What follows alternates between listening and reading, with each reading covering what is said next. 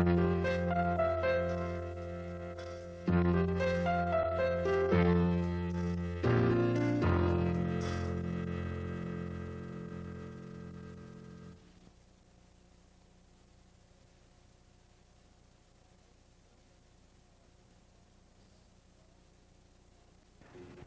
is Jim Williams with Don Northway, here for the purpose of doing an oral history of Don's experiences with automobiles and automobile clubs in Kenosha. Date is March 7th, 2005. Don, how and when did you get interested in automobiles? Well, I'll tell you, Jim, as a kid, I was never privy to a tricycle or anything like that, but my folks always bought me a wagon. So that's my first experience with four-wheeled vehicles. And I used to ride up to the corner of my block, 69th Street, up to Sheridan Road. And this was when I was on vacation or after school nights and this sort of thing, when I could ride my wagon. And I just used to love to go up to the corner and watch the various cars go by. And I got so used to doing that that I got to a point where I could almost tell you what kind of a car it was by the exhaust when it went by me on Sheridan Road. And it was just something that fascinated me. And as I grew older, Nash Motors would build a lot of chassis and then just put a wooden frame on the front seat for the drivers to sit on, no windshields or anything else. Obviously, they had to drive them to Chicago on a clear day and good weather. And the reason I knew they were going through, they would go through probably 5, 6, maybe even 10 at a time, and you could smell the Japan black burning off of the muffler systems. And if the wind was in the west, I would get that drift. And as kids, we would tear up to the corner to watch those new chassis being driven to Chicago. Obviously, they were driven there to have special bodies put on. And I believe there was a body company, the Dietrich company, made special bodies for various automobile different chassis. Excuse me. But this was probably my first beginnings of being cognizant of automobiles, and I got to the point where I knew a good many of the names which you do not hear of today. Most kids today would not know about many of the cars that were vogue when my brothers, I had two brothers and myself older than I am, and we became very aware of various automobiles, although we never had one in our family until 1938. My oldest brother was out of high school and got a job and saved up his money and was able to purchase a 1938 Oldsmobile two-door sedan. And I think it was one of the finest cars I ever drove. It was just a marvelous car to drive. And it was a two-door Tahoe blue. My first acquaintance with the word Tahoe, and it wasn't Lake Tahoe in California either. But it was the car that I received my driver's license in when I took my test in 1939 when I graduated from high school, because you had to be 18 before you could even apply for a license unless you were out in the county and had to drive into Kenosha to high school. They were given a special dispensation, and we had, around high school that time, there might be about 3 cars. And these were the country kids that came into Kenosha High School. When I go past Bradford today, I think it's a used car lot. There's so many of them out there, but that's what were some of the you mentioned that there were different automobiles that we wouldn't recognize today. Well, there was a lot of them. There was an old gentleman ran a grocery store on 75th Street, and he was Mr. Limpert. He was George Limpert's father. He drove a Gardner. Now, how many people ever heard today of a Gardner? It was a beautiful car. It was a big car. It was a luxurious car, quiet, fine automobile. Then across the street, there was a family had a Veely. Well, Mr. Veely actually built some airplanes plus his automobiles. Now, there's an airplane, there's some of them still around today, They're called a monocoupe, and he was the first builder of the monocoupe. They were later bought out by the Lambert Company, and they became the Lambert monocoupes, and there was a gentleman that flew out of Kenosha Airport, Kenny Olson, had what they called a clipped wing monocoupe, and this was before the war. This was in the early 40s. He became a salesman, and Kenny was a rather unique fellow, and he lost a hand in a job that he was on working, I believe it was for Western Printers. But he had an artificial hand made that would fit the throttle on that monocoupe. And that monocoupe would do over 200 miles an hour, and this was in the 40s, and that's pretty unusual. He used to race it, and he won races with it. He was a great friend of mine. He passed away here about 3 years ago. Kenny was a great guy. But that's getting away from cars. But then there was another man, Mr. Kupfer, drove a Chandler. Big, heavy car, had a cigar lighter on the instrument panel, and you could pull it out, and it had a recoiling mechanism, and you could pull that lighter all the way back so it could be handed to the person in the back seat so they could light their cigar.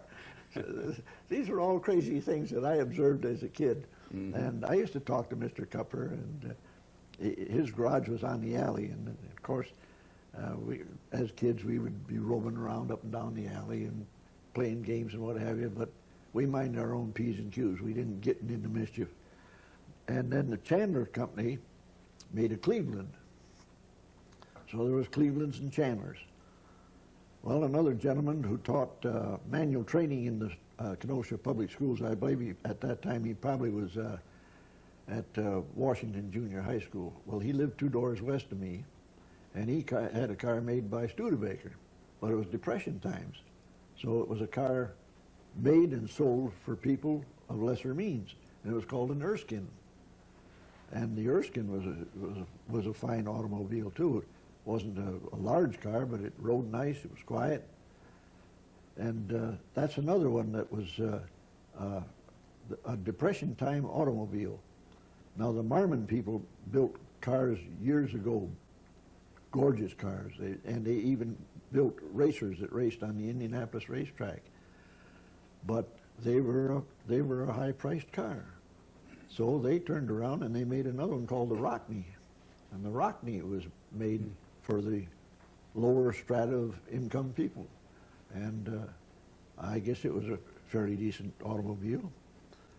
But these were some of the cars that were made for people that had only enough money to buy that piece of transportation, and it was good transportation for them. If you took care of them, they ran fine. And of course, there were the Chevys and the Fords and the Model T. I'm sleeping in the bedroom I was born in. When my dad bought that house, it was 16 Jackson Street, and then the city renumbered all the streets, so it became 69th Street, 902 69th. Well, at that, right out in front of my house, was the gate, the west entrance to the gate to Green Ridge Cemetery. Well, Memorial Day, in those days, people came to the cemetery in droves. It's not so today. There are a certain amount come to the cemetery in the usual fashion to do their planning and what have you, but it's not in the numbers that it was at that time. Mm-hmm. Well, we could sit on my brothers, myself, and the guys that our friends in the neighborhood. Our house had a screen porch, and we had long steps. In those days, they made long steps in front of the house, and we'd sit there like a set of bleachers, and we'd critique all the cars that went in and out of the cemetery. Hey, look, there's a brand new Model T coupe.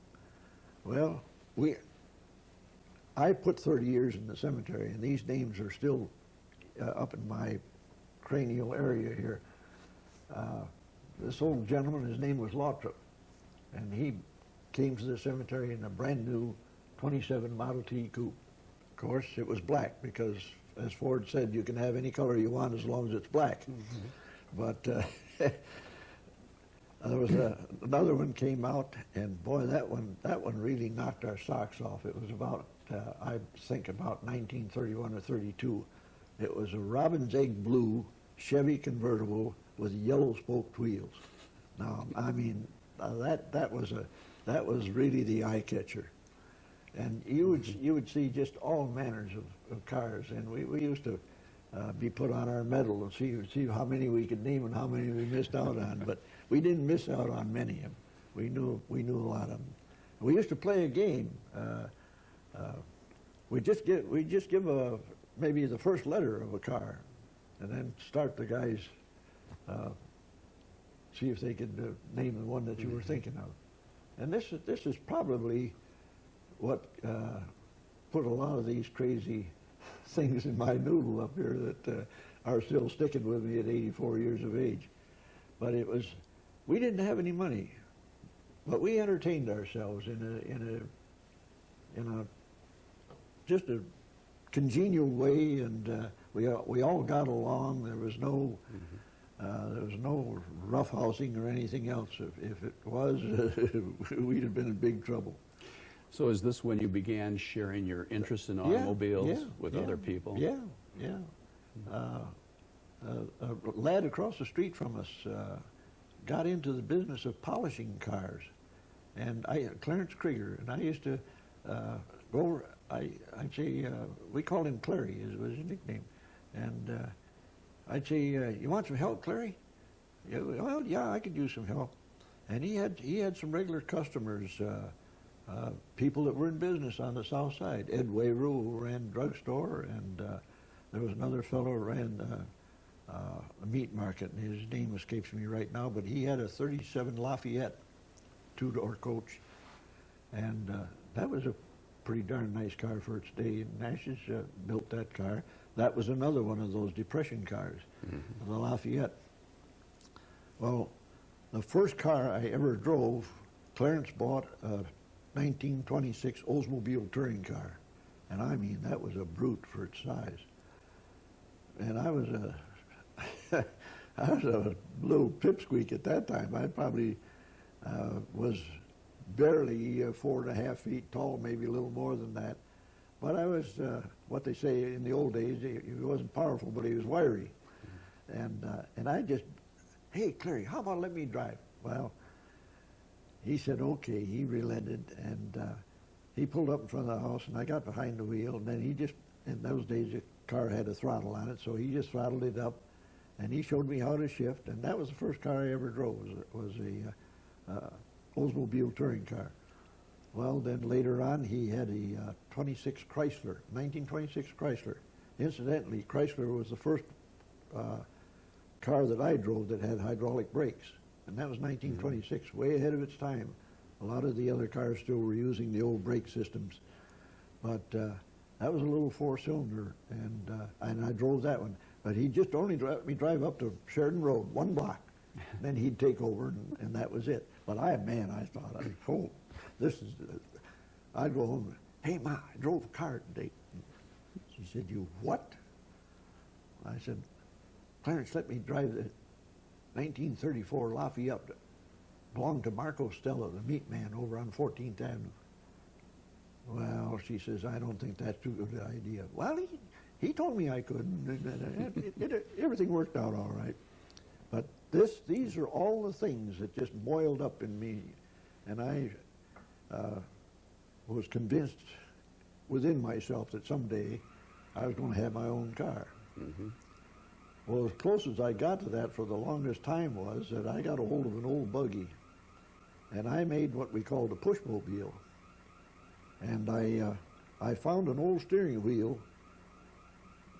We used to have the habit of going down along the lake shore and on a Sunday afternoon just to adventure out and walk, and that was our recreation. And at that time, the city was allowing people to just dump the stuff over the side of First Avenue, which obviously you can't do today with all the stonework and rip work that they put in to keep the shoreline from eroding, or the people on First Avenue probably would have lost their houses. But there was a lot of stuff dumped there. And I found this steering wheel. I don't know what it was from. It might have been from an early Dodge or whatever. I don't know. But I took it home, and I had this idea that I'm going to make myself a pushmobile, which I did. I don't think it cost 50 cents to make it. There was a bunch of wood around the house, and my dad taught me how to use tools and everything, and I wished I had a picture of it at hand. I know I've got one, but I couldn't find it. But anyway, I built the chassis and then used a 2x4 and then stapled the buggy axle for the front of that on, and I put two screw eyes in it. And then the two big wheels I put on the back end, and there was a box on there so that you could sit in, but you put your feet ahead of you, and I had some, it was like a pressed tight cardboard. It wasn't corrugated, it was pressed tight. And I made the hood out of that. And your feet would go in there. And then, of course, I had a couple of brothers that supplied the horsepower for me, which was nice. And there was Mr. DeYoung, was a couple of doors west of us, kitty corner from us, and he had a wood lathe. And that leads to another facet of my life, but we won't get into that. But anyway, I used to be just fascinated to see him run that lathe and the chips flying off it and everything. And he had a son, George, and who was a good fishing buddy of mine, and as a matter of fact, he wound up as a body design engineer for Ford Motor Company. But he's long since passed away. He only lived to be 70 years of age. But anyway, I said to George, could your dad make me a big spool? He said, what do you mean a big spool? Well, I said, big enough to put on a broom handle, which I wanted to use for my steering shaft through the pushmobile. Yeah, he says, I think he could probably make you one. So I kind of sketched on paper what I wanted, and Mr. DeYoung was able to, he turned me one out, I suspect it was about 4 inches in diameter with a collar on each end, just like a big overgrown spool. And I put my ropes on that, and I put some holes down through the floorboards of my hood, and then tied them into the two screw eyes in the front axle. It was wood, but then, like I say, the axle was fastened to that wood block that finished the rest of the front end. Well, I hooked it up, and I said, this is really going to work. Well, my brother started to give me a push, and I pulled down this way, but I went this way. Oh, something's wrong. So I said, that isn't going to work. Well, my brother says, why don't you cross the ropes? So I took them off again, and I crossed them. Everything worked fine. When you pulled down on the right side, it went right like it was supposed to. So that was another learning experience. So that was your first automobile, so to speak. Well, I kiddingly say I have a picture of me when I was less than 2 years old sitting on my kiddie car. And when I went out to the Kenosha Car Club one night, I said, you want to see the first car I ever owned? Yeah. I showed him the picture. Hey, get out of here, he said. My kiddie car was really the first car. But what was the first car that had an engine? The first car that had an engine was a 1931 Model A Ford two-door coach.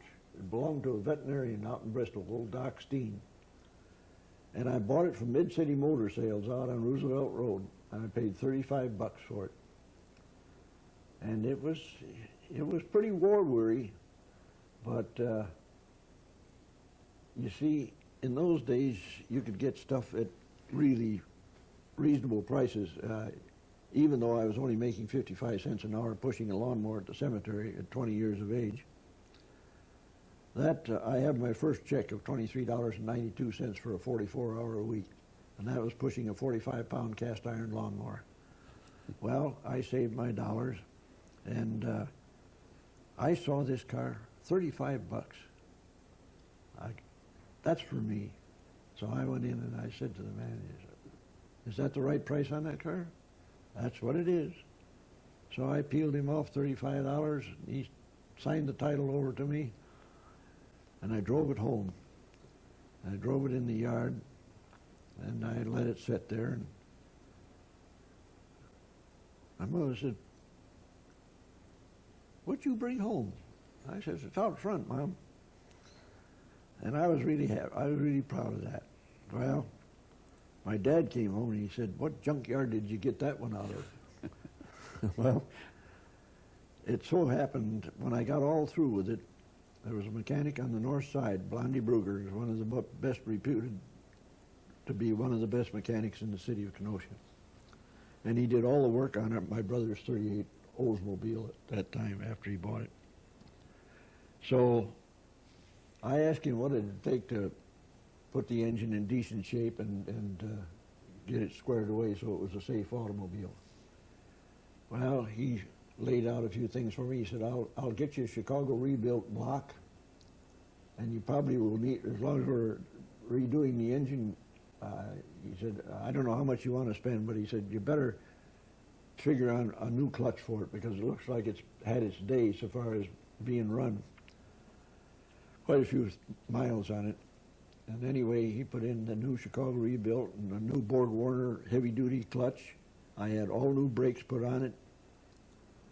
And he straightened the front axle and straightened up all my caster and camber on the front wheels.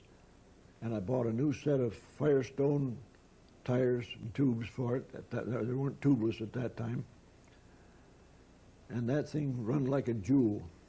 And his son, Kenny, was a very sharp mechanic also.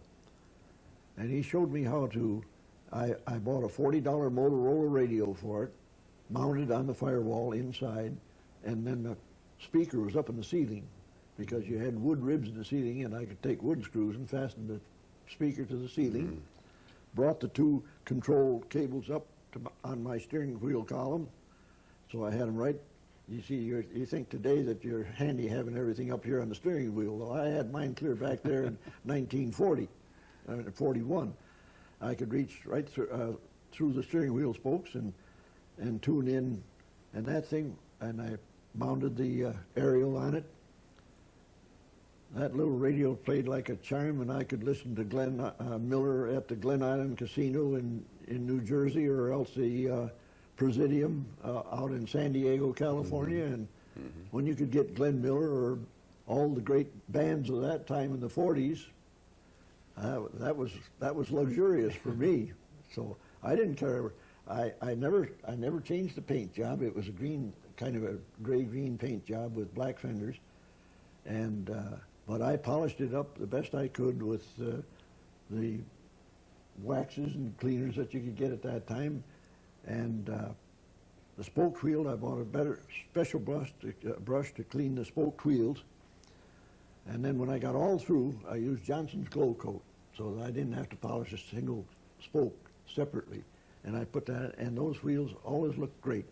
I bought new hubcaps for the wheels, and my mother was a fine seamstress, so she made all new coverings for the doors, made me new seat covers. I was number one on the block because I had transportation. When I come to go to the beach, hey Don, you going to the beach today? So I ranked very well in the neighborhood. And not everyone had a car at that time. No, they didn't. They sure didn't. And a lot of them said to me, how come you can buy an automobile? Well, I said, I don't know what you do with your money, but I've saved my money, and this is the end result. So it had a lot of fond memories for me. I still have a picture of it.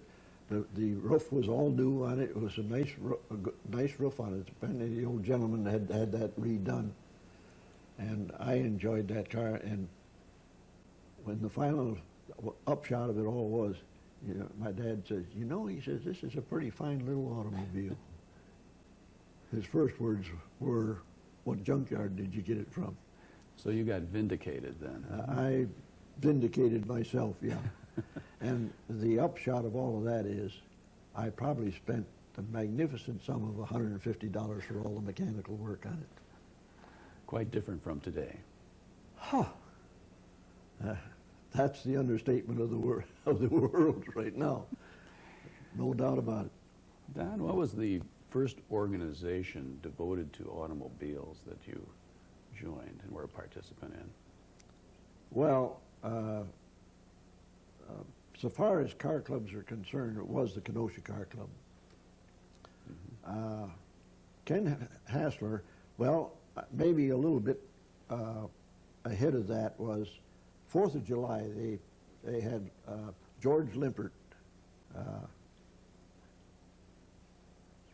always gathered enough guys with cars that wanted to be in the parade. And if you wanted, you saw George, and he'd say, well, come up to 63rd place. That was up there, just as a little side street off where the fire station is on Roosevelt Road and 22nd Avenue. East of there was this little, it was probably a rail spur years ago where they could take some boxcars down in there, but that wasn't used anymore. And I would come in and drive in there, and then George would line us up there, and then as the parades came through, then they'd feed us into the parades going down 22nd Avenue to 60th Street. And at that time, I went into service to bring things in sequence. I went into service, and I put my old Model A up on blocks. And it was there until I got out of the service. And I got home. Well, I didn't get out of the service. I came back from overseas. I spent a year and a half overseas with the 15th Air Force. And when I came home, my oldest brother had already put in 4 years in the service, 3 years in the South Pacific. So he was given his discharge in May of 1945. That's when I came home from Italy. Well, we took her off the blocks and got her on her 4 wheels. And we fired her up. He gave me a push with the 38 Oldsmobile, and she took right off and ran. And he ran it because I was not done yet. I had a 34-day delay en route, and then I was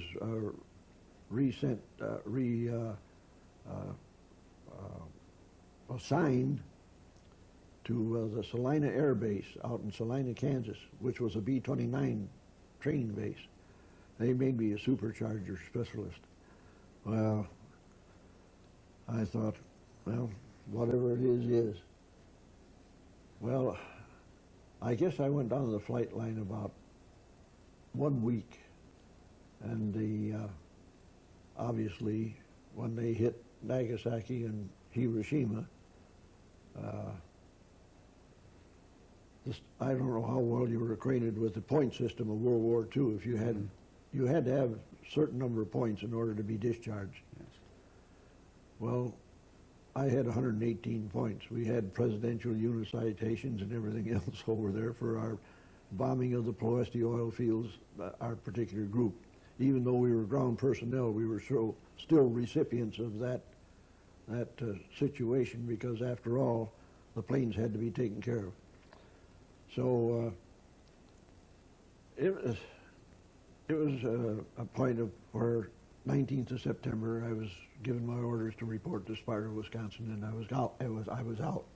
Well, I came home and I drove my car for, I got out in September. I think Charlie Deming was running a used car lot right across from Kenosha High School, and they had a 41 Chevrolet Master Deluxe 5-passenger coupe. It was kind of a cadet gray at that time. And I looked at it, and it looked like it was in pretty darn good shape. No particular bashed-in fenders or anything like that. The usual things that happen to a car, so far as paint chips and that sort of thing are concerned, but I wasn't concerned with that. I wanted a good, solid car. So he gave me $275 for the Model A. Oh, I thought, man, I've got a ton of money for this. But that used car was 4 years old, but I paid $975 for it, which was the going price of it when it was brand new. Well, I didn't care. I had saved my money, and the folks had saved a lot of money that I sent home. So out of my meager wages, and I paid Charlie Deming cash for it and drove it home. And I did the same thing. You talk about people rehabbing houses. Well, I rehabbed automobiles. That was my forte, was rehabbing an automobile. And I'm still doing it, because we'll get to that a little later on about my 54 Buick hardtop. But anyway, I had it resprayed with black lacquer, and all the things touched up that need to be taking care of any rust or anything like that. And it was a pretty fine-looking little automobile, which I drove for 10 years, and I bought it used. I did put a rebuilt block in it, but that was a fine little car too. And I sold it for $250. Another case of a day late and a dollar short, but that's what happened. But it was a fine car. And you were saying that you used to get together on the 4th of July, was it? Yeah, well, to get back to my premise, George would line us up there, and I drove in the parade for, 3 or 4 different 4th of Julys. Mm-hmm. But when I got to the point where I had my '54 Buick, which was a stick shift, by the way, was not Dynaflow. The parades got so slow. After 1947, Phil Rowe of Rowe and Larson out on South Sheridan Road became those two became the people that I dealt with until they got out of the business. Dave died, and Phil stayed on the job until he was at least 90. And I considered him one of the finest mechanics in the city of Kenosha. I was told by somebody that he worked in the pits at the Indianapolis racetrack at 18 years of age. And I think it probably was pretty much the real story, mm-hmm. because I felt that he had the answers to stuff that would boggle the minds of a lot of other mechanics. He did something to my '54 Buick when I first got it. Being a stick shift, it wouldn't respond the way an engine had to respond with automatic transmissions, because that Dynaflow would just spin anyway. It wouldn't really pull on the engine that hard. But with a stick shift, when you went into high, you had to have a fair amount of torque if you were going to pull around a corner, without re-accelerating or re-shifting. And when the valves and everything are new, it would do it. But as it got older, it didn't want to respond.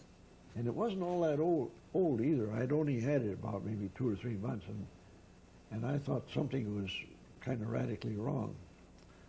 And I let him take it, and he did a modification to that carburetor that Buick division came out with about 4 or 5 months later, where you could correct it. And he had done the very same thing long before they came out with their statistics as to what to do with it. And that sold me. When I took that car in there and took it out, it performed. And that's the kind of mechanic I was going to stay with, and I stayed with him from '47 until I think he probably left the garage work about around 1994, 95, or 96, somewhere around there, before he retired out of the garage, and now his boy is my mechanic. And I knew him when he was pushing a broom when he was only half the length of the broom handle for his dad. And Rick Rowe is one of the best now for my money. But anyway, these are some of the other events that got me tuned, because I took pride in keeping my car looking, all of my cars. I've been very particular how they were kept up. Was that what got you interested in associating with other people that Oh felt the same way? Yeah. George Limpert decided he didn't want to do it anymore, so Ken Hassler took it over. Well, Ken Hassler started the Kenosha Car Club. And Ken knew me through his mother.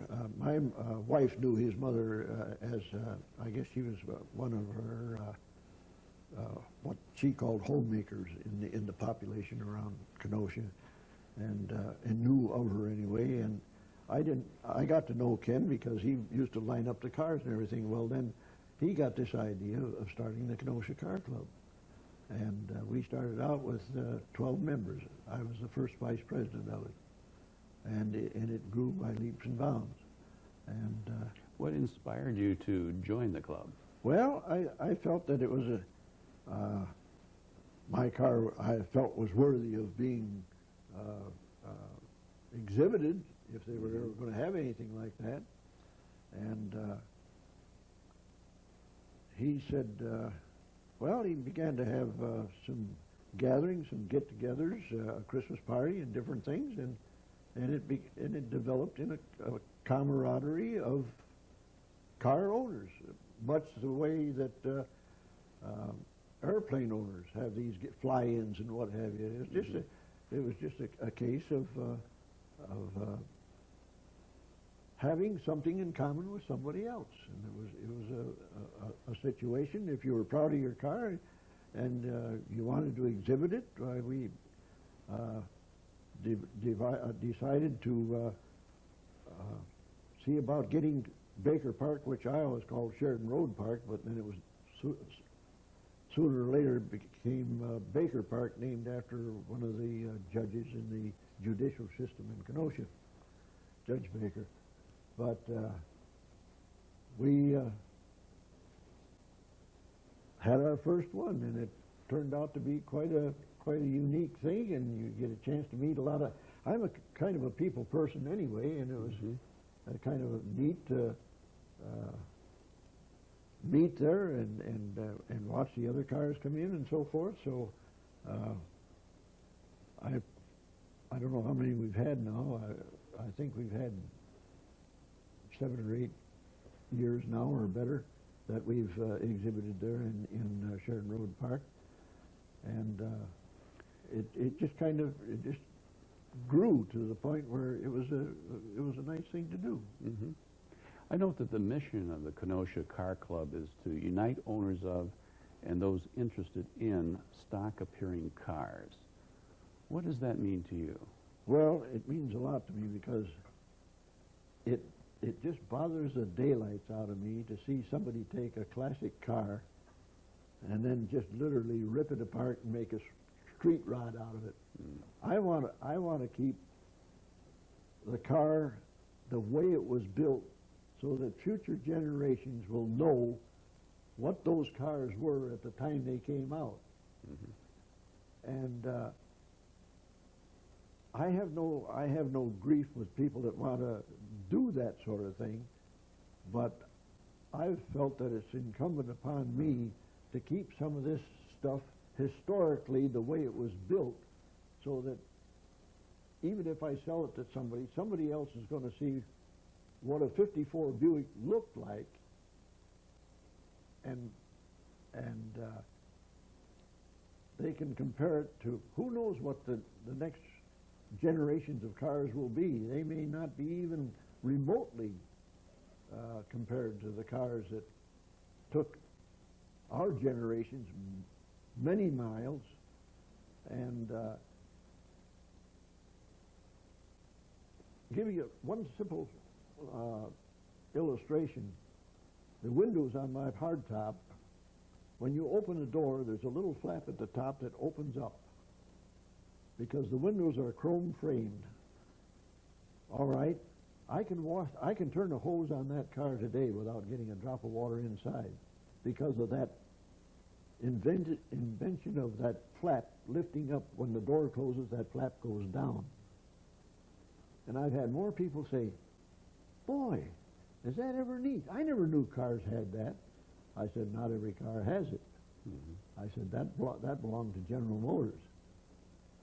I said, all the Buick models, the 54 models, the 55 models had it, but in 57 they did away with it. They only kept it just so many years. And these are the sorts of things people are just fascinated by, some of the things that were built into the cars in the old days that you don't see anymore. You won't see them anymore. the day may come when you won't even see a steel-bodied automobile.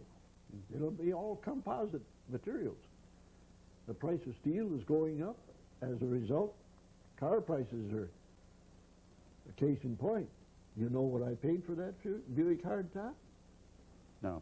$2,420. Right now, I spent $6,000 to restore it. But people are doing this because it's more or less of an investment. Many people are investing in classic, great cars, and rather than buying stock, they're doing it. This is one of the reasons that I've done it, is to give people an idea of what went into automobiles. Mm-hmm. in those. The car weighs 4,240 pounds. I'll tell you something right there. God forbid that I ever hit anybody with it. And I don't intend to drive that long before I don't have my faculties. When I figure it's time for me to get out from behind the wheel, believe me, I'll do it. Because I think some people push the envelope too far. What do you think attracts people to old or classic cars? Well, what I've just referred to, innovations in the old cars. Mm-hmm. Clear back in the days of the early Studebakers, there was another automobile called the Stearns Knight and the Willys Knight. They were another two old models that people wouldn't even know the name of today. They put bud bases inside the cars so they could carry some flowers with them. And they had curtains on the side and a curtain in the back. And really fine upholstery inside. The real automobile had some of the finest upholstery inside you could imagine.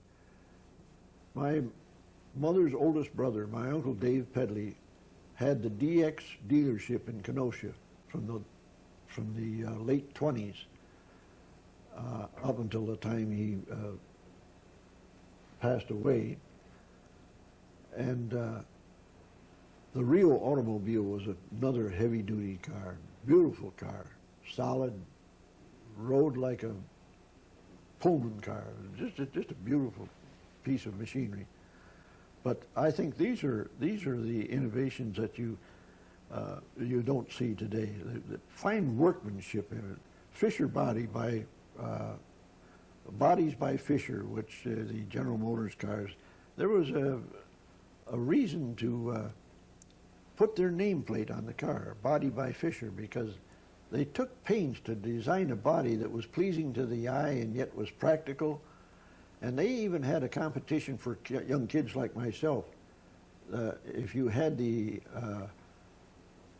ability to design and this sort of thing, they had competition where you could submit your designs or whatever to General Motors, and some of them actually were compensated. I don't remember now whether it was a prize or whether you were given some special recognition for your talents and so forth.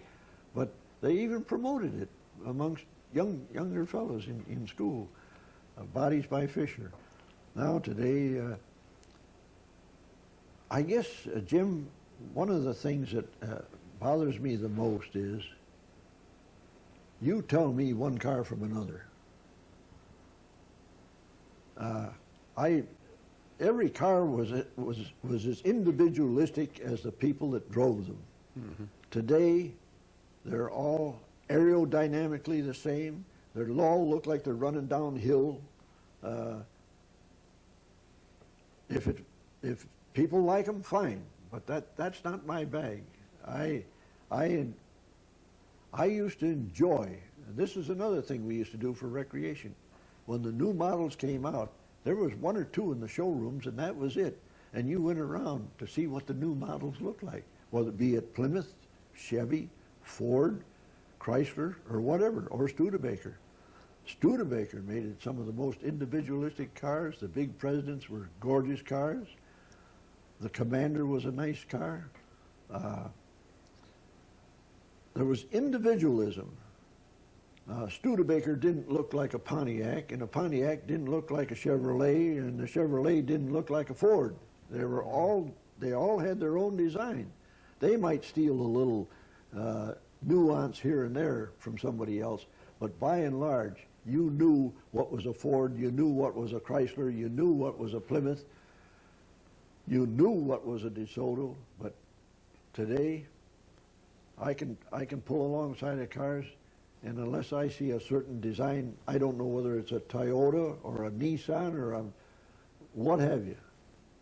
It's I think that's the thing that fascinates people at the car clubs, because they see 96 to 100 some cars on display, and they all look different. Mm-hmm. They all look different. So that's one reason that people are attracted to the Kenosha Car Club? Absolutely. And Along now with the innovation. Kenosha Car Club has, in all fairness, has split. There is a, I hate to say this, but there is a saying that familiarity breeds contempt. Now, I don't know if this took place or not, because I'm the kind of guy that I want to get along with everybody. I think life is too short to start picking nits and letting attitudes flare up to the point where you destroy the whole camaraderie of the thing. But that's I profess to be Christian in my outlook, and that's not my bag. I don't cotton to this. If I can't, I know darn well that I'm a very lucky fella, and so I've got two brothers very lucky the same way. All three of us World War II vets.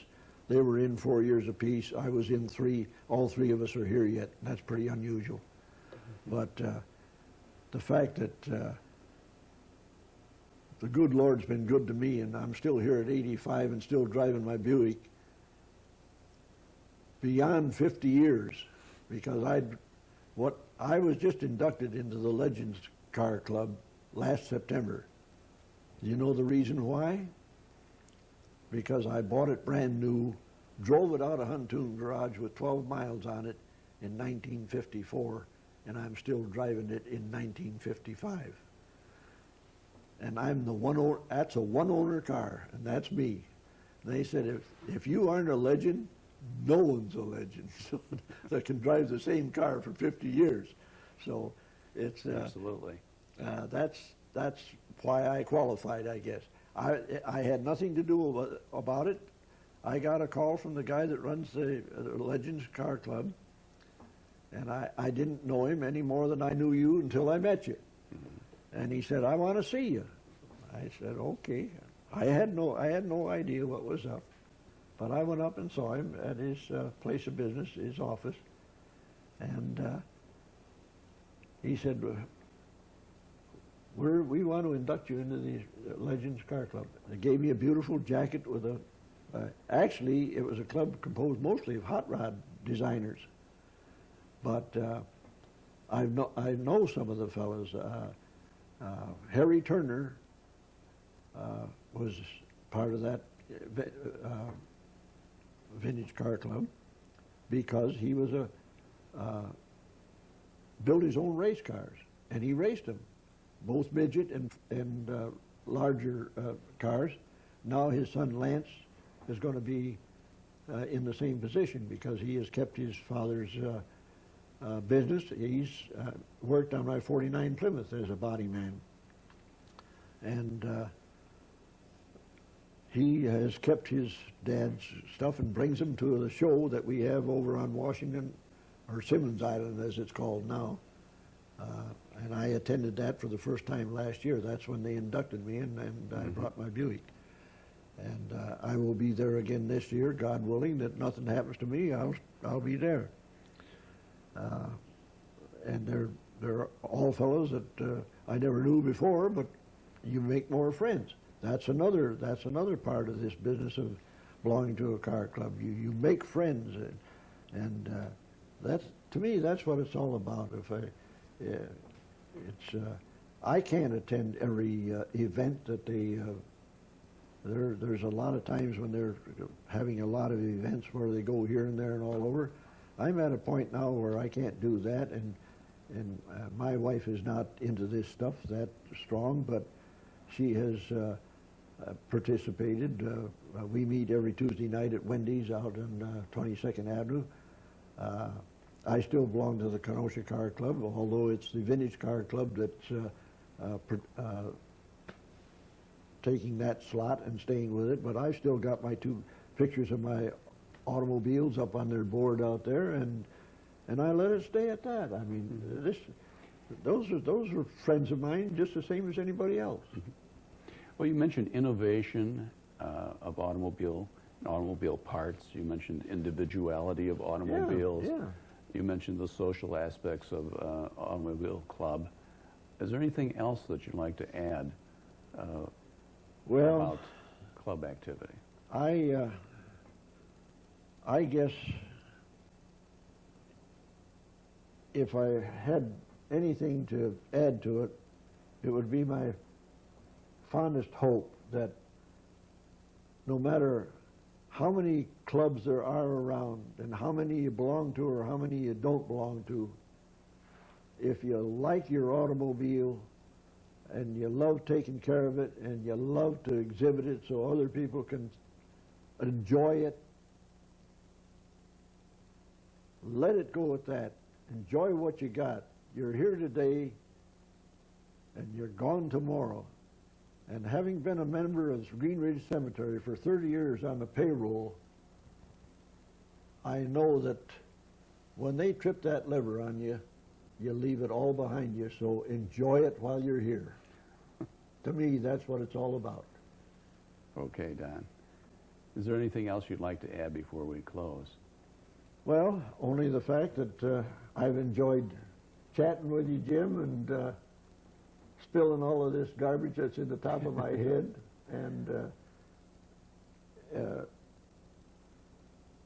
if people really want to see what cars were like, come and see us when we got them sitting out there. And when will that be, Don? Do you know? Barring any change in the weather, the Kenosha Car Club, I think, will be the Sunday after Father's Day, I think, whatever that date is. Okay. I think it's generally the first or second Sunday in June. It'll be we see to it that it'll be announced either on WLIP or probably be in the Kenosha News. Okay. Well, Don, I want to thank you for your participation in this oral history and leaving something for posterity. Well, it's been a pleasure, Jim, because it's a big part of my life. Yes, it is. My wife and I do not have any children. We were both married late in life, and but she has gone along with me, and she kind of gets a kick out of it too when she can participate. But she's a busy gal, so she doesn't always have the time to. But she has made some friends with some of the wives of some of the other guys. So it's an intricate part of our life and our activity. So I can see that it is. as long as I'm standing on 2 feet, well, I'm going to enjoy it. Okay. Thank you, Don. You're welcome, Jim.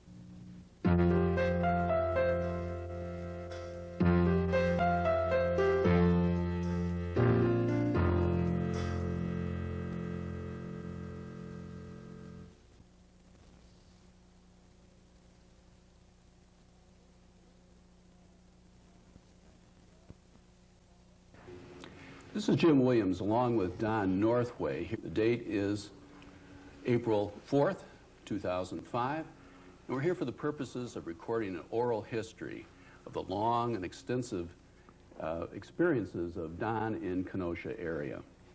First of all, Don, let us focus today on your work experiences. Where did you work? How did you get started? Well, Jim, when I graduated from high school, it was 1939, even though World War II was beginning to cook. That was June of 39, and of course the Germans had walked into the lowlands by that time. But there wasn't that many jobs around in reality. So I more or less treaded water for a couple of years, just doing odd jobs for people, taking care of their lawns and what have you. It just wasn't all that much to do, and I wasn't gung-ho about even going into a factory at that time anyway.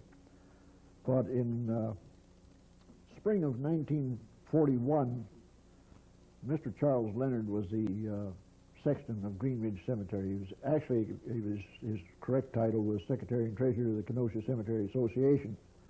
Of course, the cemetery was always called Green Ridge. And my oldest brother started there in 1935. He got out of school, high school, in 1934. And he approached, my brother was out working in our yard, which was right adjacent. There's a cemetery fence separated our yard from the cemetery. That's the way it was. And he said, how'd you like a job, to my oldest brother? Well, he said, I think I could handle that. He was willing to take anything because he'd been out since the early years and done a few odd jobs, same as both he and my middle brother, Bill. We didn't get into factory work or anything like that. But so he started there somewhat ahead of me. But anyway, he was drafted in April of 41. And so my other brother, Bill, went into, well, he worked common labor in the, just, you know, what a hod carrier would be, carrying bricks and this sort of thing. And but Charlie Leonard always came over to the workshop, which was just north of where our yard was. And of course he knew me, he knew my dad very well. And he hollered over to me one day, he said, we need another guy to push a lawnmower over here. He said, how'd you like to have a job? I said, I'll take it. So I started 12th of May, 1941, pushing a 45-pound cast iron PQ lawnmower. It's called a PQ. It's Pennsylvania Quality is what the PQ stood for. And the cemetery bought 4 of those lawnmowers in a group of 4 from Yurt Brothers Hardware Store, which is no longer on North Main Street or 7th Avenue. Their store was right opposite where the present-day Marina Gardens restaurant is now. And they had a little guy that worked for them. They called him Stumpy. And they drove their delivery truck was rather unique. It was a 1930 Model A Ford chassis, but they sold paint. And the paint was, our paint covers the world. And it was a paint can draping the paint around that world. And that's what he brought our lawnmowers out in. It was Sherwin-Williams Paint was the company. And that little unique truck was seen around Kenosha for a long time. But anyway, I started in. An interesting thing happened in my life as a result of that. I started bowling in high school in 1937. And what I was termed was, I was just a kind of a pipsqueak, as my dad used to say, for young kids that were just small and not very powerful. But I could throw a 8-pound cork bowling ball, and the game struck me. I liked it. And I started bowling at Schneeberger's Bowling Alleys, which later became Union Club, which was just adjacent to the courthouse, up on 56th Street, and that would be what, I think it was 10th or 11th Avenue that ran down the west side of where the present-day police station is. And that's all I could throw. But I went to work pushing that lawnmower. And there was three of us. There was Bud Harrington, myself, and another man by the name of Frank Jankowskis. And I was the kid on the block. And by the time I got through pushing that lawnmower from May to October, when the grass cutting ceased and we went to start raking leaves and so forth, I went into the bowling alleys on my first bit of leisure time, and I picked up that 8-pound bowling ball and I threw it halfway down the alley, which surprised the daylights out of me. But anyway, that's the way that the job went. And I stayed with it, but I was seasonal. So when all the cleanup was done, around about Thanksgiving, we were laid off. But Charlie said, well, if you don't get anything, he said, if you'll be on tap, sometimes we get pressed for the 3-man crew. They get an excessive amount of work, and maybe they get 3 or 4 burials in a row. And bear in mind that everything was done by hand. We didn't have a backhoe or anything else. Everything was done by hand. And so I said, yeah, I'll be around, Mr. Leonard. If you need me, give me a call, which happened. I did get a couple of different calls. And but then later on, a fellow that I've known for a long time, Joe Paulin, had a filling station at the corner of 75th Street and 7th Avenue. It's now what they call the Southport Pantry is in there now. And he hired me, and I worked in the station with him. I didn't get a whole lot of money for it, but at least I wasn't sitting around. I didn't like the idea of sitting around.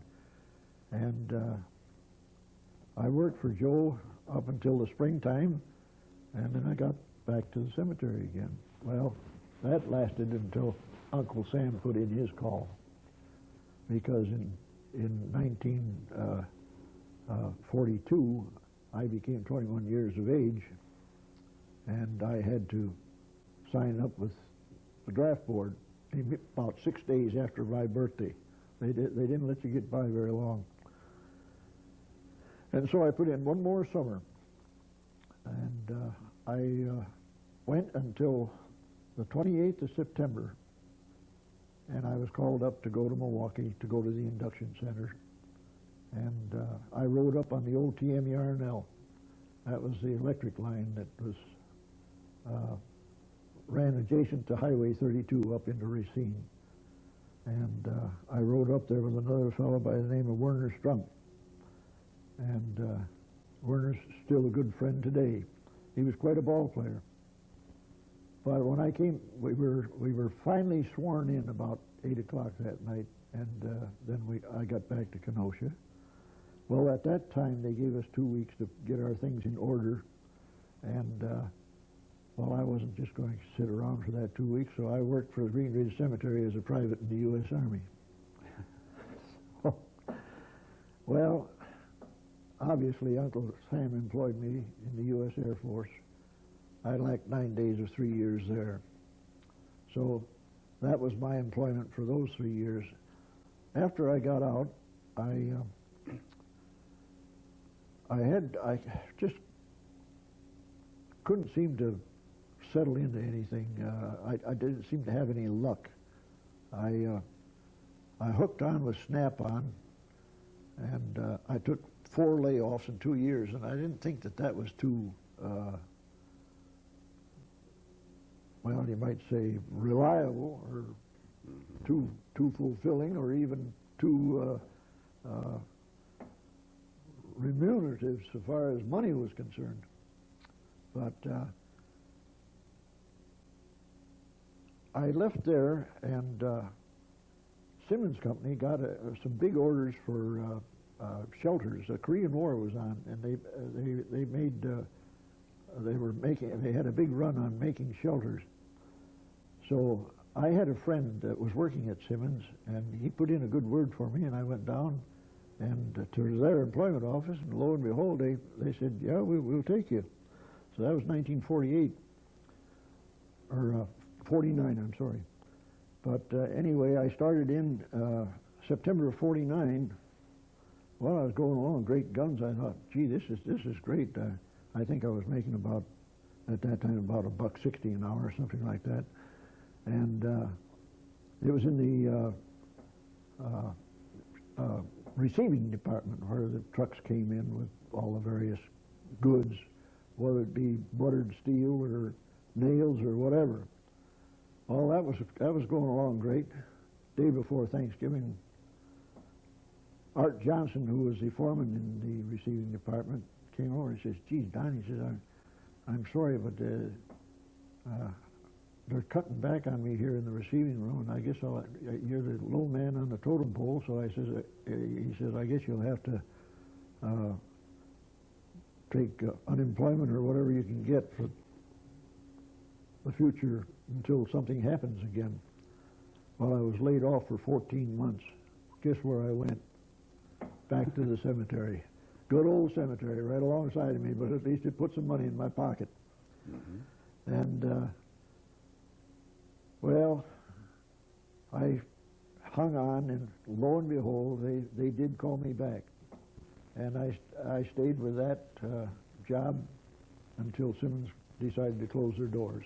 And in February of 1958, Art Johnson came to me again and said, Don, we've appreciated everything you've done for us, but as you know, the company is shutting down this plant.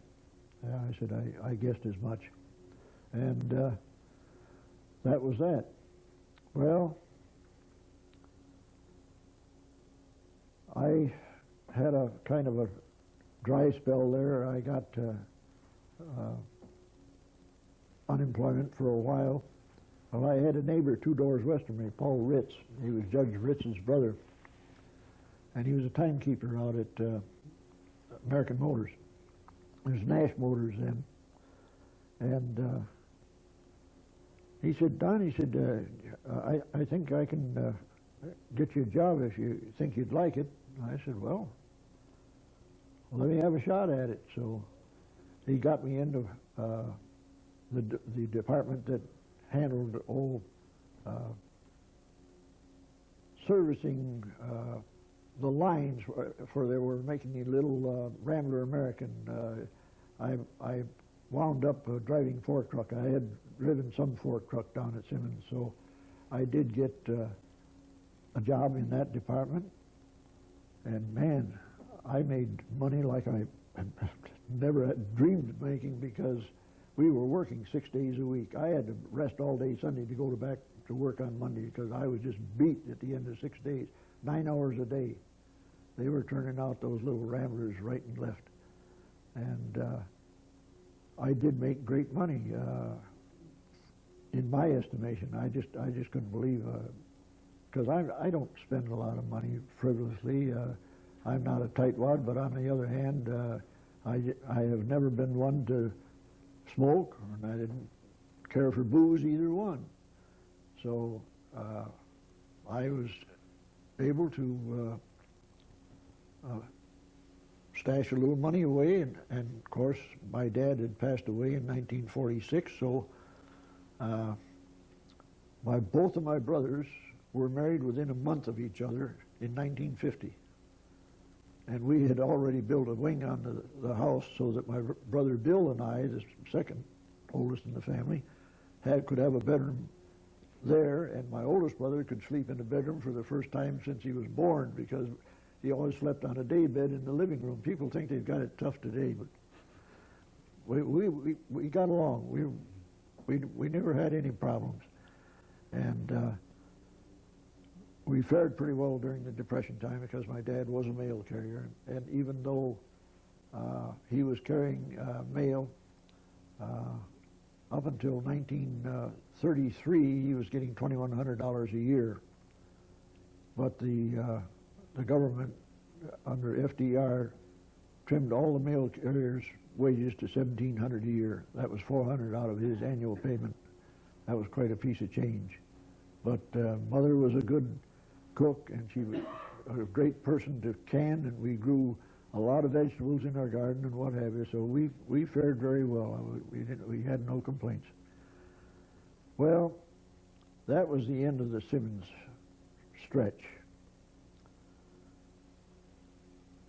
And you were working at American Motors. Yeah, I worked at American Motors, but they came along and told me I had to go on nights, and that just didn't ring right with me at all. I said, doing what? Well, essentially the same work, but you got to work nights. I said, you know, I don't got to do anything but die. And I worked in a cemetery, so I know what the alternative is. Anyway, I said, Mel Brush was my foreman. I said, Mel, have my check ready for me Friday. That's it. I'm done. Oh, gee, Don, don't quit. I said, well, that's it. I went back to the cemetery because one of the old-timers on the truck became incapacitated. He was probably up in his early 60s. And my brother, by that time, had taken over for Mr. Leonard because he had retired. And he said, Skinny, a lot of times he called me Skinny, said, you want to come back to the cemetery? You can work on the truck. And Mr. Al Tank was on the board. Al Tank was a fine gentleman also.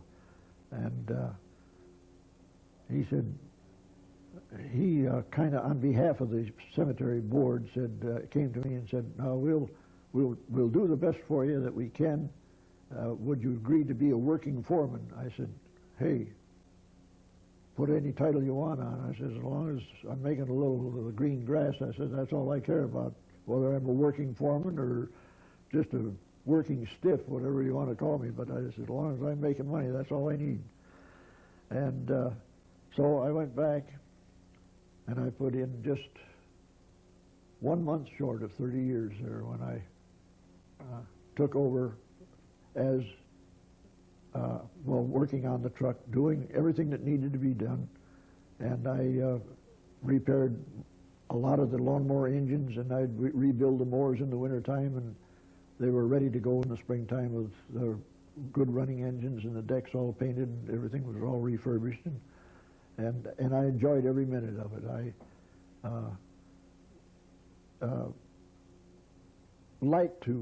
I always, ever since I was a kid, as you well know, I like to make things and restore things and repair them and keep it going.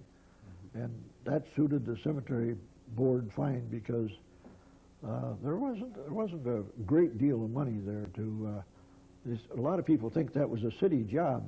The city has nothing to do with that cemetery. It's a private association. It was started out by 3 different families that pooled their resources and bought the cemetery from the city of Kenosha. And with the eye to probably make money, but you could do that under state law. I don't know when that law was written, but I think it was probably written in the early 1900s, maybe 1918, 1919, somewhere around in there, or a little earlier. But if you could guarantee a trust fund of $500,000, now $500,000, it seemed like a lot at that time. And then, of course, then you would have money from the sale of lots and money from the opening and closing of graves and this sort of thing. But it got to the point in later years that the money just didn't reach, and it's been a tough go, and it's even very tight right now. But a lot of people think that it was a highly money-making scheme, but it didn't work that way. So I finished out working at Green Ridge in the 30 years that I put in there, and I enjoyed it. strange as that may seem to a lot of people, I enjoyed it because I'm a people person, and you were dealing with people there, and you were dealing with people in stressful times. My oldest brother, in the last few years that he, two or 3 years that he worked there, he took off in the wintertime and went to Florida because he was getting up in years then. And I had a secretary in the office who kept the books and so forth. But when it come to selling lots and so forth, that fell to my prerogative to do that. So I had some interesting experiences with that. People that I knew, people that I didn't know. But there was one thing that I always tried to keep in mind was that these people were under stress. Maybe they didn't have a lot and they're out, and it's something totally new to them, getting a plot for their loved ones and this sort of thing under more or less stressful circumstances. And I tried to make it as easy on the people as I possibly could. It's something that it might startle a lot of people, but I've done a lot of lay witness work for the Methodist Church around the state, witnessing to the fact of what Christ means in my life and what the church in general means in my life. And using that, I could approach people and probably ease the pain a little bit. And the Kenosha News wrote a very fine article about my oldest brother and myself at the time of his retirement, which was in October, and I retired the following March. But I just And what year was that, Don? 1986. I've been retired now since 86, and he retired in the fall of 85. He's still here. He's having a 90th birthday on the 17th of April. And I was just talking to somebody the other day. I count myself as being very lucky to have two brothers yet at 90, and my other brother, Bill, who's the middle one, will be 87 on the 18th of June, and I was 84 in March. All three of us are veterans, and we're all recipients of open heart surgery. I'm not open heart, but I have 3 stents in me, 2 on the right side and 1 on the left. And I just had a checkup with my heart doctor, Dr. Fullen, and they gave me an EKG and asked me a lot of questions and what have you. What are you doing? Or you still enjoying life in general? I said, absolutely. And well, she says the doctor will be in about 20 minutes or so. Well, he was a half an hour getting into the room to see me. Doc Fullen came in and he looked over everything that was on the computer that the gals had put into the thing when they interviewed me. And he looked over at me and he said, well, Don, I'll see you in a year. He says, you can get out of here. He says, I can't make a nickel on you. You're too darn healthy. And that was just about a week after my birthday, and I thought that was about the nicest birthday present a guy could get. And I just finished up last Wednesday my 67th year of throwing a bowling ball, and probably over 55 years of league competition. But I'm not that proficient anymore, and I've just decided to, if I do any bowling at all, I might sub, but I don't know who will want to sub with 153 average. And I've seen the day when that I would be disgusted no end with 153 game, but that's when I was a few years younger than I am now. But Don, you mentioned that in 30 years that you worked at the cemetery, there were several situations that came up. Can you relate any of those experiences over those 30 years? One was rather comical, as a matter of fact, Jim. This lady wanted a plot in what we would term the older part of the cemetery. She liked the older area rather than the newer laid out areas. So I took the plot, big plot sheets with me and what have you, and I said, well, we have a lot not too far from the Soldiers Oval to the north. I said, it's a nice area. So I took her up into that area, and I said, there are two graves right here, and I pointed to the area that the two graves would be. Well, she happened to spot the name on the stone, which was next to those two empty grave sites. She said, I don't want these. I don't want those graves. He was my neighbor, and I couldn't stand him, and I'm not going to be buried alongside of him. Well, I thought, I don't think he's going to get up and give you any problem, but okay, lady, if that's the way you want it, I'll go somewhere else. And so I took off and decided to show her something else. And you'd be surprised, Jim. Sometimes people will say, oh, that's fine, and my work was easy. And other times, I bet you I'm glad I wasn't burning up 2.29 a gallon gasoline going around the cemetery showing them a plot. But you just had to bear with patience and to get the job done. But that was one of the things that happened. I'll tell you another thing that happened that I was not too happy about. The cemetery one night was a prime place for somebody to have a wingding. And I knew there was a lot of noise because it even woke me up at night. The next morning, I took the truck and I went out to the south end of what we call Lakeview 3. The cemetery is all laid out in divisions: northwest, northeast, southeast, and Lakeview 1, 2, and 3. Believe it or not, I had to get the men and I said, guys, we got a job to do. We went out to the south end of that Lakeview 3 division and picked up 100 beer cans. And we also had a lot of monuments pushed over. Well, it's a good thing I wasn't there on site when it happened with a gun, because I'd have gone up the river for murder. That's in my tenure there, believe it or not, my men that helped me, the various ones that I've had on the job, and myself repaired 360 monuments in the 30 years I was there. And that's putting it conservatively. Pushing them over, damaging them, whatever their little heart desired. That kind of stuff is ridiculous.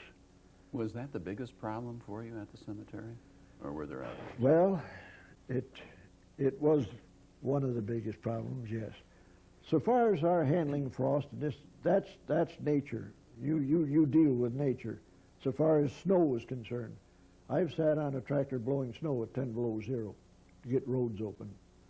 As a matter of fact, the winter of 78 or 79 and 80, there were parts of that cemetery that the roads weren't open for 30 days. People don't realize that we've had some pretty doggone tough winters, even in late years here.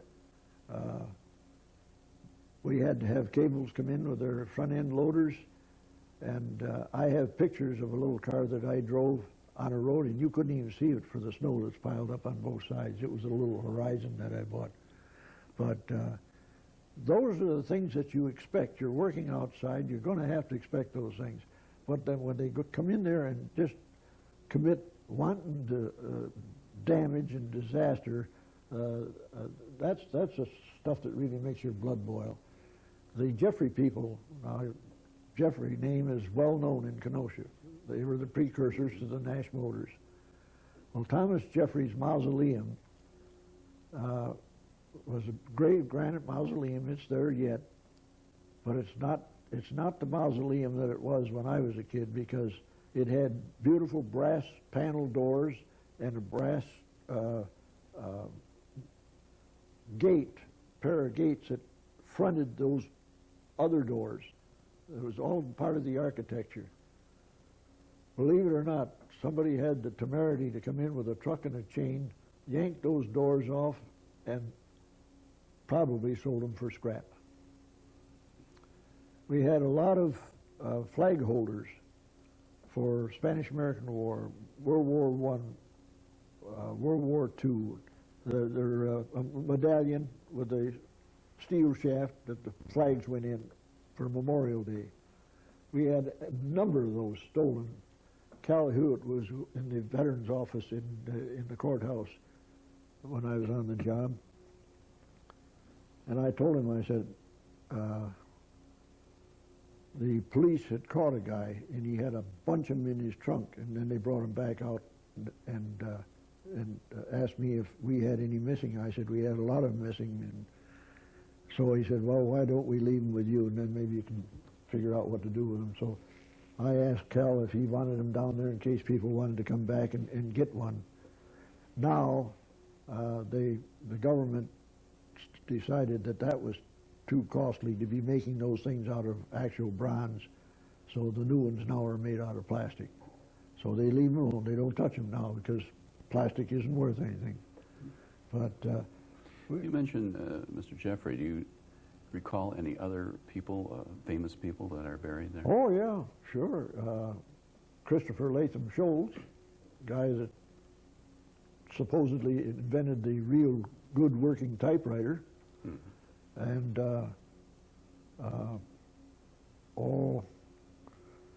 Jim Wilson, brother-in-law to Charles Nash, he was connected with the luggage company in Racine.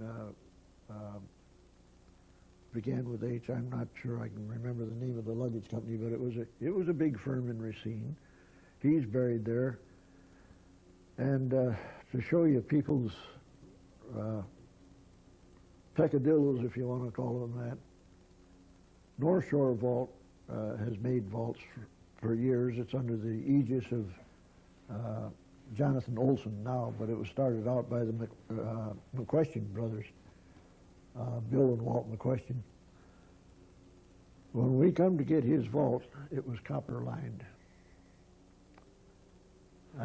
That vault cost a ton of money. How much nicer it would have been if they'd have taken that money and helped out some poor family that needed a doctor bill paid or something else.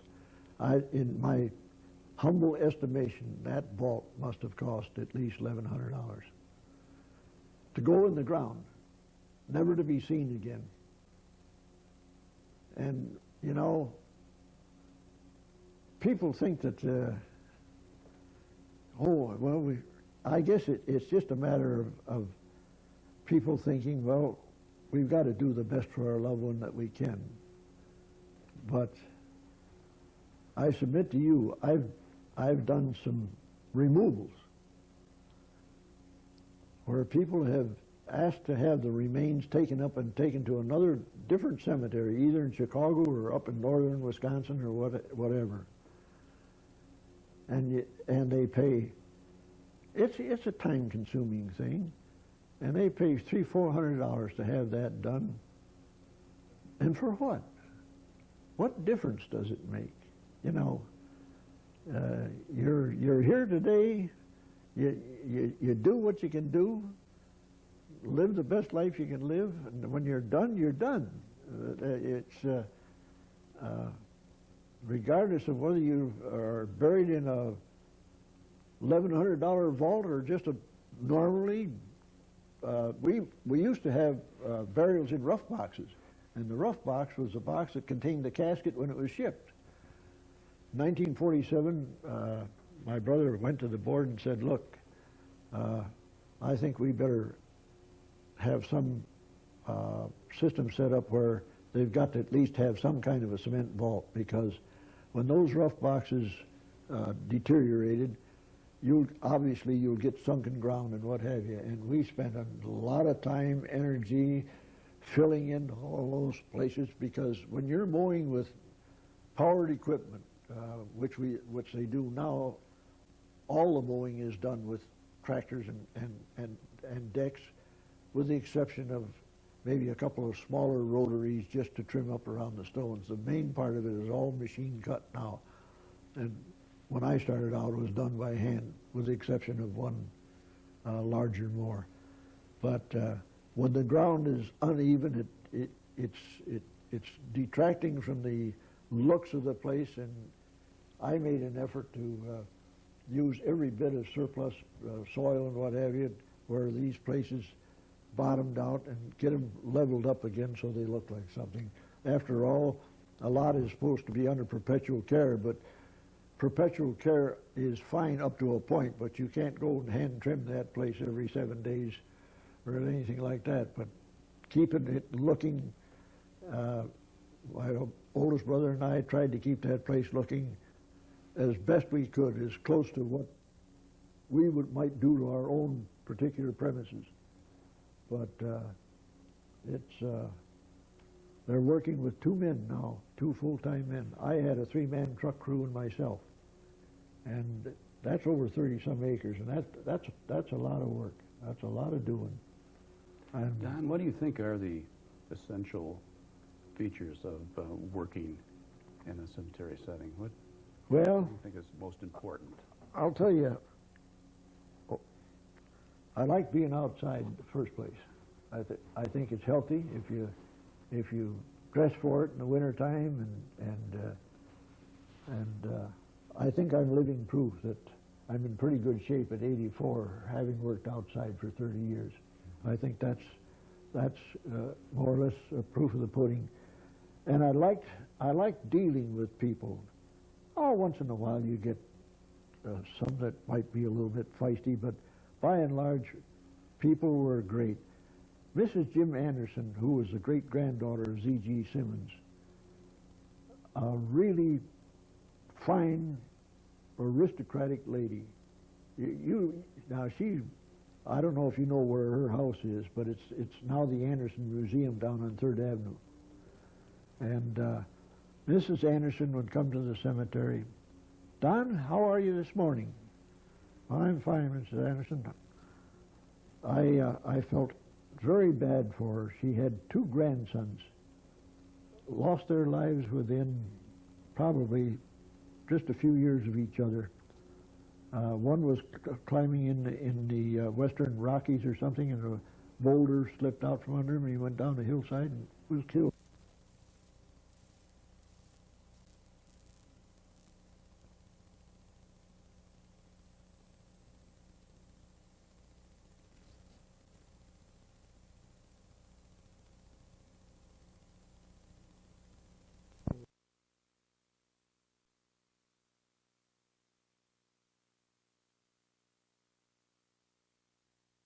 And I poured the footings for those stones, and they had to be specially poured because they were obviously odd-shaped and what have you. And then the inscriptions were finished off and so forth. But these are the things that I liked, because if I could do something special for somebody, that's what I was there for. And I enjoyed chatting with people, and I made a lot of acquaintances with some pretty darn fine people. You know, we only hear about the rascals, but my brother and myself dealt with good people all the way down the line, and I felt that it was kind of a whole character building job, if you want to call it that. You learn to deal with people, and I think that's one of the pluses. I certainly didn't have any commuting problem. I saved a lot of money on gas and oil and tires. Let me tell you, all I had to do was walk over there. It was no problem. Sometimes it was a little bit too close. In regard to that, there's been more than one Sunday dinner that I sat down to the table, and the doorbell rang, and there was somebody at the front door. Are you the caretaker? Well, I said, I'm one of them, yeah. Well, we're from out of town, and we just can't seem to find. We thought we could go right to our folks' lot, but we just, and well, once in a while they'd give me a name, and if it hit me, I could go right to it. But then there were times that maybe there was a long time lapse there, and well, what to do? And my wife would probably had a nice meal on the table, and so I said, well, are you going to be here for a while? Well, she said we were figuring to go back within the next hour or two. I said, well, all right. So I got in my car, went over to the office, opened up the safe, went in and got I had to give me a name and a date, and went in and picked out the cards that I needed, and checked it out on the map, take them out, said, follow me, and then take them back out. And you know, Jim, 9 times out of 10, they stood there and looked around, had no flowers or anything. I said, thank you very much, and then took off. But then there were those that really wanted to do a little planning, and they were extremely grateful that they could accomplish their mission, and so that was a plus. If I helped them out, well, okay, so be it. And Phyllis would say, well, your dinner's kind of cold. Well, I said, I expect it is, but they got their job done, so I'll probably not see them until next year. But be that as it may, I helped them out, and that's what I was there for. Well, it sounds like you got your job done, too. Yeah. Before we close, is there any other comments you'd like to make about your experiences? Well, not really, except that I think it was a healthy job. It had its rewards, it had its drawbacks, but it certainly had a lot of pluses. And I was happy doing it, and I had nobody breathing down my neck. And people said, how could you work for your brother? I said, why couldn't I work for my brother? I grew up with him. I mean, how much better can you get it? I mean, he didn't give me any extra patsy jobs to do. He said, there's the job, you got to get it done.